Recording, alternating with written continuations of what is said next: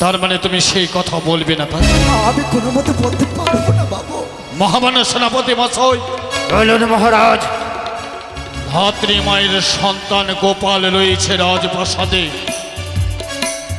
কোন মায়ের সামনে যদি তার সন্তানকে অত্যাচার করা যায়, কোন মা সহ্য করতে পারি না। হ্যাঁ মহারাজ, তাই ঠিক বলেছেন। এই মুহূর্তে তুমি ধাত্রী মায়ের সন্তান গোপালকে চুলের মুঠি ধরে টানতে টানতে নিয়ে সরাজ যথাজ্ঞা মহারাজ, যথাজ্ঞা।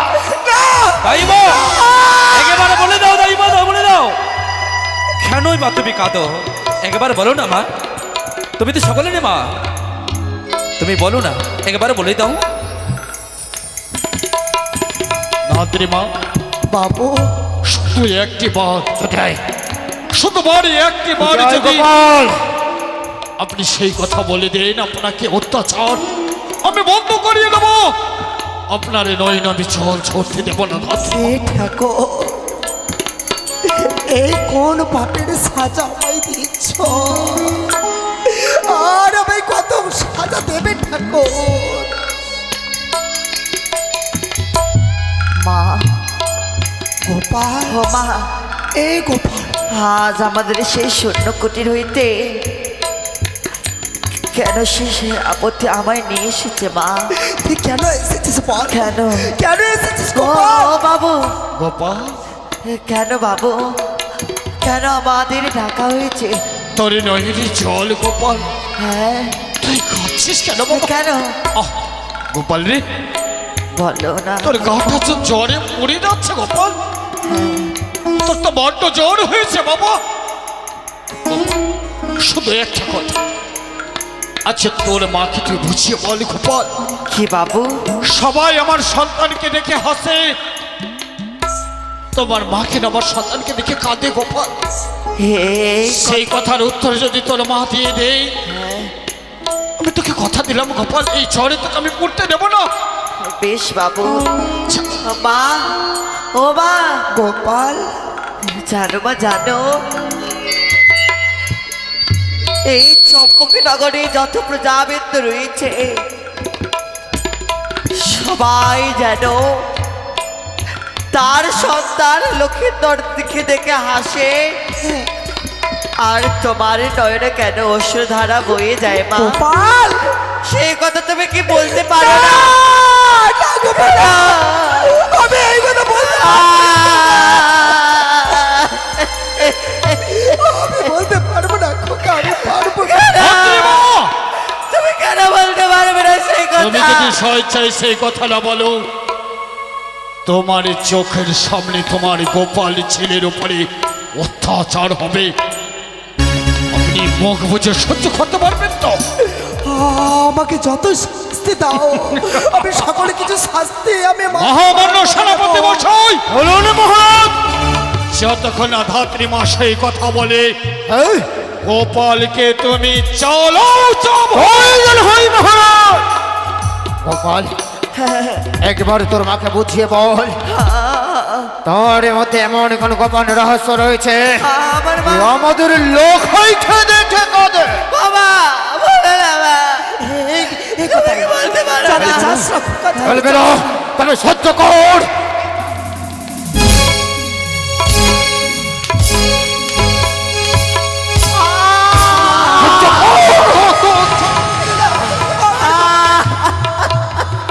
সহ্য কর।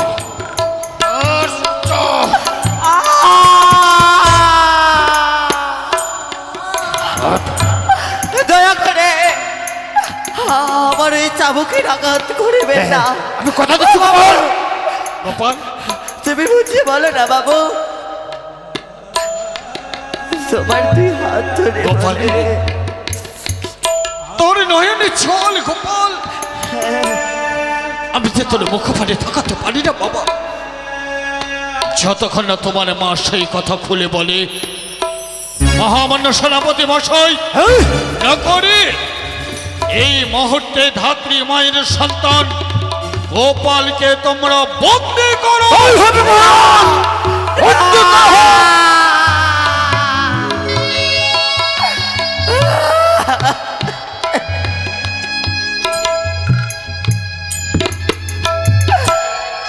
তোমরা কেউ আমায় আঘাত করবে না। ছেড়ে দাও বাবু, ছেড়ে দাও। মানুষ যে আজা গো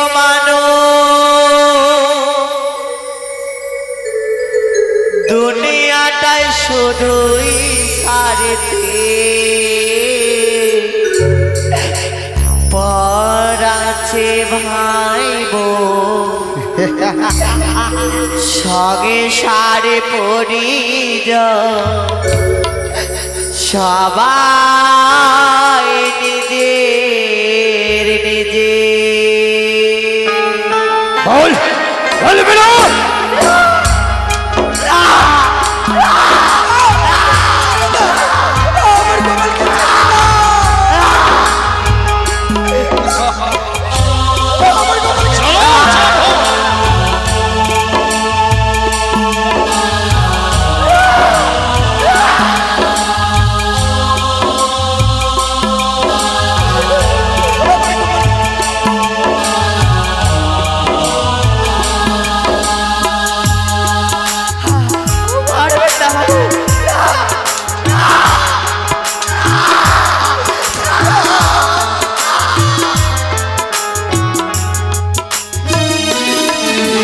মানুষ দিয়া যার গো মানুষ দুনিয়াটা শুধুই সারছে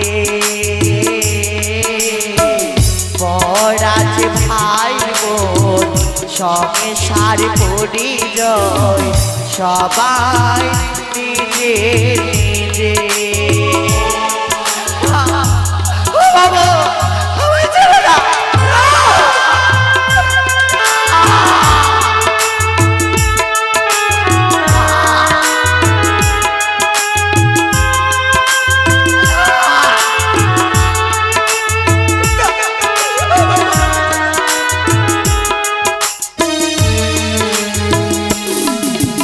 ভয়ে ভয়ে আজ সূর্য ওঠে অসহায় ফুল গাছেতে ফোটে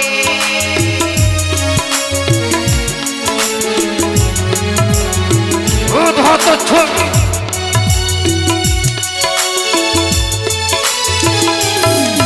আর ভয়ে ভয়ে আজ সূর্য ওঠে অসহায় ফুল গাছেতে ফোটে সবাই তো টাকা দিগোলা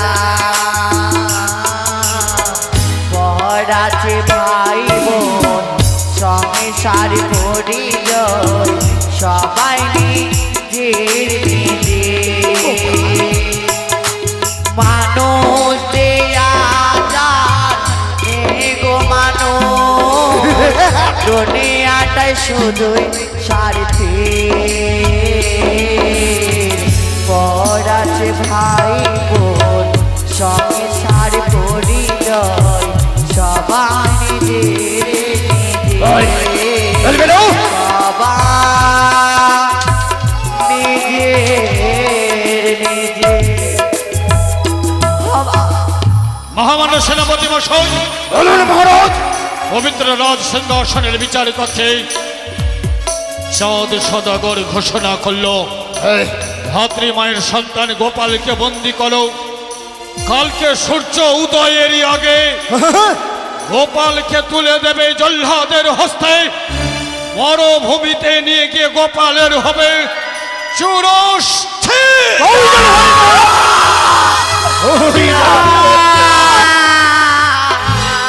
না বাবু না, ধাত্রী মা আমি বলবো বাবু, বলবে, আমি বলবো।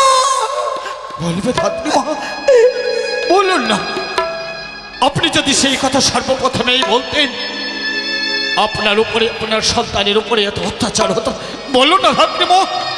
সেই কথার প্রতি উত্তরে এমন কি রহস্যজনক, আপনি খুলে বলুন না। রয়েছে বাবু, রয়েছে, এর বড় রহস্য রয়েছে বাবু। তার পূর্বে আমার একটি ছোট্ট নিবেদন। নিবেদন? হ্যাঁ বাবু, হ্যাঁ। এমন কি নিবেদন ধাত্রী মা? পারবে বাবু, পারবে? এই অভাগিনীর কথা রাখতে পারবে তো বাবু? ধাত্রী মা, আমি চম্পকনগরীর রাজসভায় কথা দিলাম, আপনি যা বলবেন আপনার কথা আমি মাথা পেতে গ্রহণ করব। বেশ বাবু, বেশ। আমি যেগুলো কথা বলবো তুমি কর্ণপাঠ করো, স্মরণ করো বাবু। তোমার সন্তানে যত বড় হয়ে যাক না কেন বাবু, কোনোদিন তার বিবাহ দেবে না। আমায় কথা দাও বাবু, কথা দাও। আমার সন্তানের দুর্লভ লক্ষিন্দর যদি রাজপ্রাসাদে দিনের পর দিন বড় হয়ে যায়, তথাপি আমি আমার সন্তানের বিবাহ দেব না, তাকে আমি আয় বড় করে রাখবো। কথা দিলাম ধাত্রী মা, আমি কথা দিলাম, আপনি নির্ভয় বলো। বেশ বাবু, বেশ। আমি বলছি বাবু, বলে ফেলুন। আমি বলছি বাবু, যেই সময় তুমি চলে গেছিলে বাণিজ্যে, সেই সময় রানীমার 10 মাস 10 দিন পূর্ণ হয়। তারপর প্রসব জ্বালায় যন্ত্রণা, রানীমা ছটফট ছটফট করে। তারপর তোমার বাড়ির সিপাই আমার কাছে ছুটে গেল, আমাকে নিয়ে আসলো চম্পকনগরের রাত প্রাসাদে। হে ধাত্রী মা, হে শীঘ্রে বলুন না ধাত্রী মা, শীঘ্রে বলুন। আর আমি যে বলতে পারবো না বাবু, বলতে আপনাই হবে ধাত্রী মা, আমায় ছেড়ে দে বাবু। আপনাকে বলতে হবে। ধাত্রী মা, যদি না প্রকাশিত করো তবে এই চাবুক চলবে গোপালকে করতে করতে শেষ করে ফেলবো। বলুন। বলবো বাবু, বলবো। তবে বলে ফেলো। সেই সময় রানীমাকে নিয়ে গেলাম ওই সতিকা মন্দিরে।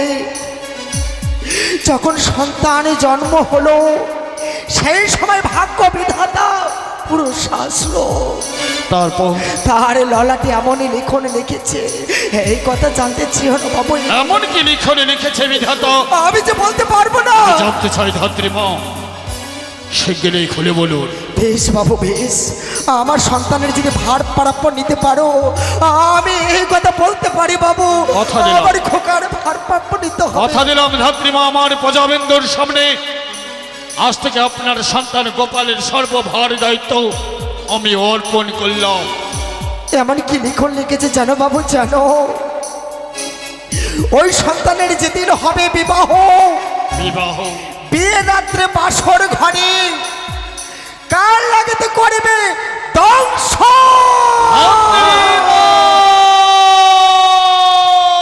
মা, ও মা, মা, ও মা, সখী, সখী, বাবু, আমার মা কথা কেন বলে না? মা, ও মা, মা, এ যে কেমন বিচার। ও মা, বাবু, ও বাবু,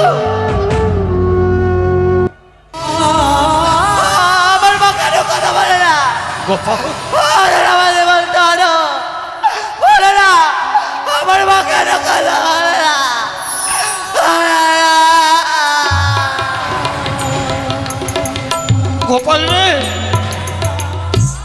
আর তো মা কথা বলবে না গোপাল। কেন? যে মানুষ একটিবারের জন্য ইহলোক ত্যাগ করে পরলোকে গমন করে, যে মানুষ এই ভবলীলা সাঙ্গ করে চলে যায়, হ্যাঁ, আর কোনোদিন ফিরে আসে না গোপাল। তবে কি আমার মা আমার সঙ্গে আর কথা বলবে না? আজকে তোমার মা মৃত্যু বরণ করেছে।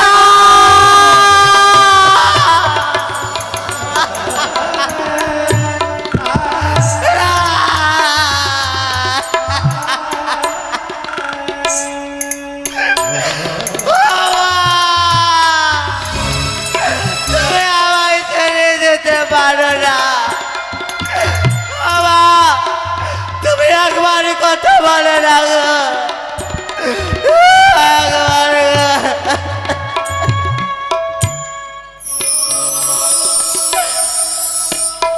মাহারা সন্তানের ব্যথা কেউ তো বোঝে না,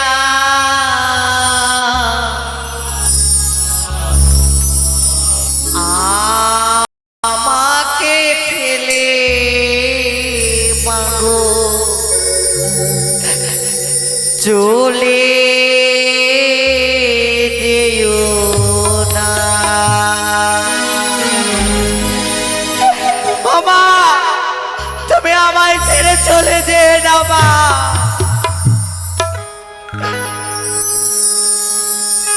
মা ছাড়া সন্তানের ব্যথা কেউ তো বোঝে না, মা ছাড়া সন্তানের ব্যথা কেউ তো বোঝে না, আমাকে ছেলে মাগো চলে যেও না, আমাকে ছেলে মাগো চলে যেও না। বাবা, তুমি একবার কথা বলো না মা।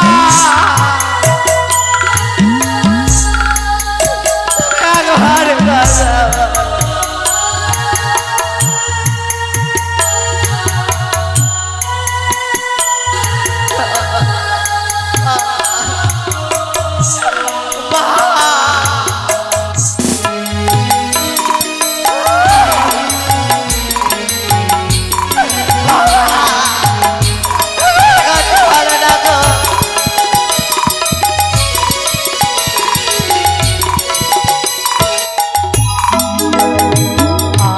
আর গর্ভে ছুঁয়ে পিতা মরলে শিশুর হয় না সে,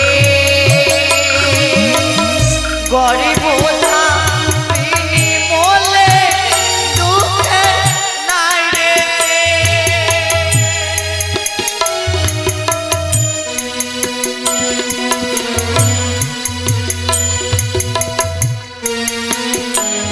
বাবা,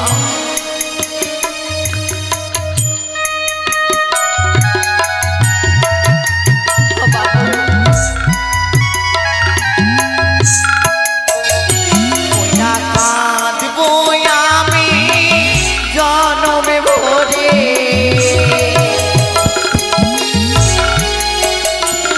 ওইটা কাঁদবো আমি জনমে ধরে, আর তো পাবো না। গোপাল, বাবু, আর কাঁদিস নে গোপাল, আর কাঁদিস নে। আমি তোমার মা জননীকে কথা দিয়েছি গোপাল, আজ থেকে তোমার সর্বভার দায়িত্ব আমি অর্পণ করেছি। হ্যাঁ, তোমার মায়ের শ্রাদ্ধ করতে যত পয়সা, যত টাকা খরচ হবে আমি আমার রাজপ্রাসাদ থেকে তুলে দেব। তুমি সেই টাকা নিয়ে তোমার মাতৃ ঋণ শোধ করবে গোপাল। না বাবু না, আমি তোমার কাছে নেব না। তোমার করে নিয়ে কি হবে? তুমি না রাজা, সত্য গোপাল। তুমি রাজা নাও, কি বললে গোপাল? তুমি যে পাশা, গোপাল! তুমি নিষ্ঠুর। না! হ্যাঁ, এ হতে পারে না গোপাল। তোমার যেন হৃদয় খানা পাথর দিয়ে নির্মাণ করা রয়েছে। হ্যাঁ জানো বাবু, এই ছোট মুখে আমি একটি বড় কথা বলি কি জানো? কি রে? যেভাবে আমি ডুকরে ডুকরে কাচ্ছি আমার মায়ের জন্য, গোপাল, তোমায় আমি ছোট অভিশাপ দিলাম। তুমি ওই একদিন না একদিন এই চম্পকে বসে তোমার পুত্র সঙ্গে হাত করে কাঁদবে।